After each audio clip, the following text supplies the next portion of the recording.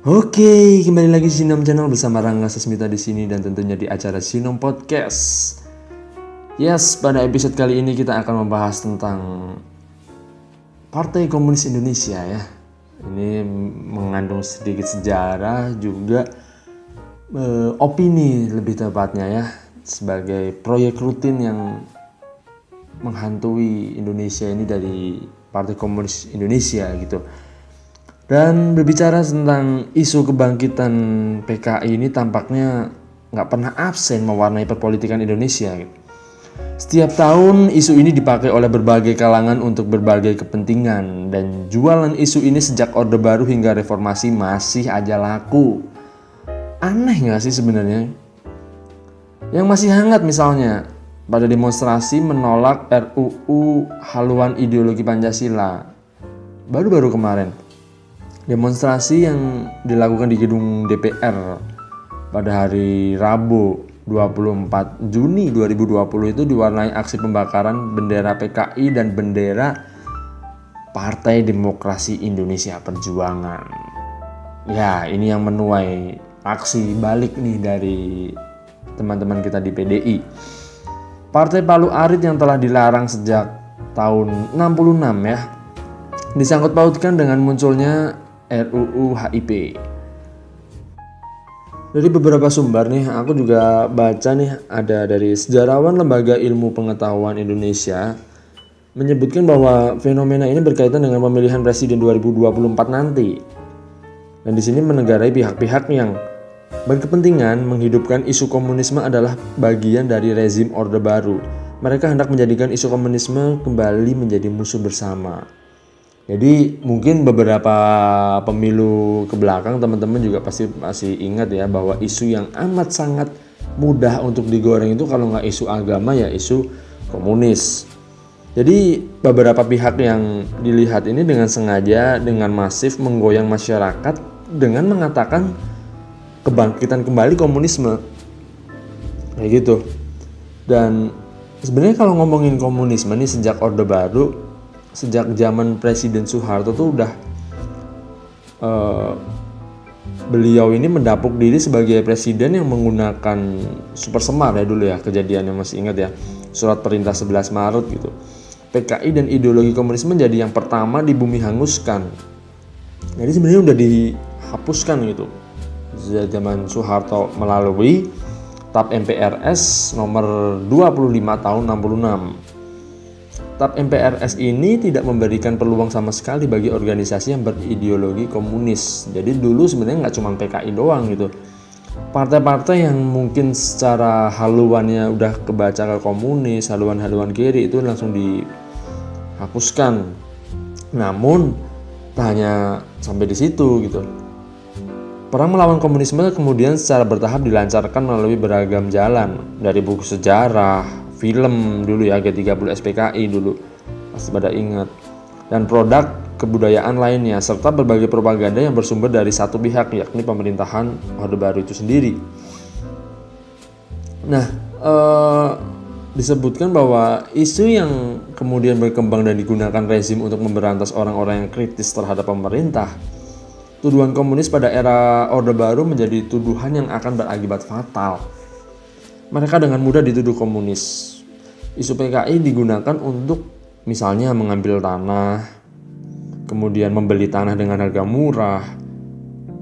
Dan karena itulah pada masa Orde Baru, setiap menjelang tanggal 30 September pasti ditemukan bendera Palu Arit, kaos Palu Arit, dan semacamnya. Dan ketika Orde Baru itu runtuh ya teman-teman, ternyata propaganda anti komunis dan PKI tidak turut hilang loh.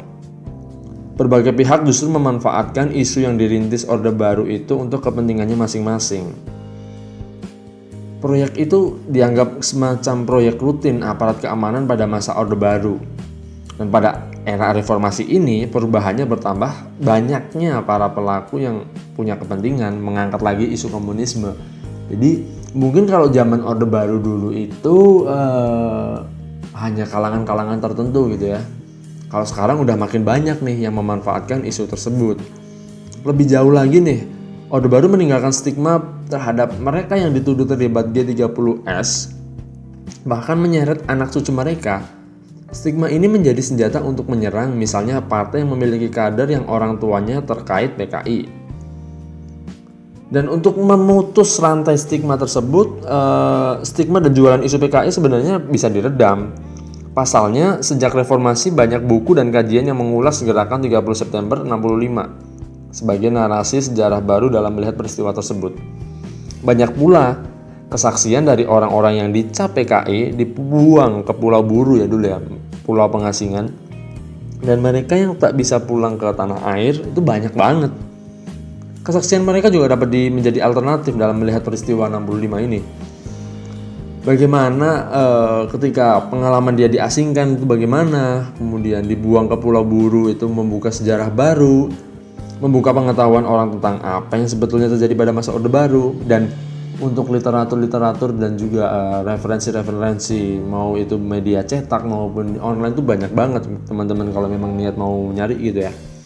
Jadi ingatan itu harus dipulihkan kembali, diajarkan di sekolah sehingga orang tahu dengan apa yang terjadi pada masa itu secara real gitu. Salah satu cara untuk menghapuskan stigma ya mungkin menurut aku dengan cara seperti itu, bukan justru malah ditutupi terus. Dan upaya lain jika telah dilakukan seperti pembentukan komisi kebenaran dan rekonsiliasi hingga pengadilan HAM ad hoc.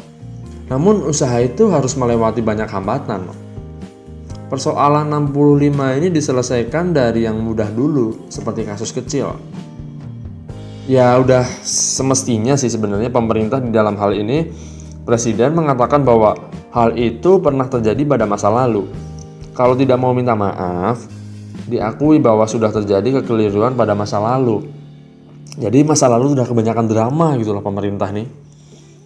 Dan disebutkan juga bahwa orang-orang yang dibuang tanpa proses pengadilan ke Pulau Buru, para penyintas yang belasan tahun di penjara dan melakukan kerja paksa itu hendaknya direhabilitasi kalau masih hidup.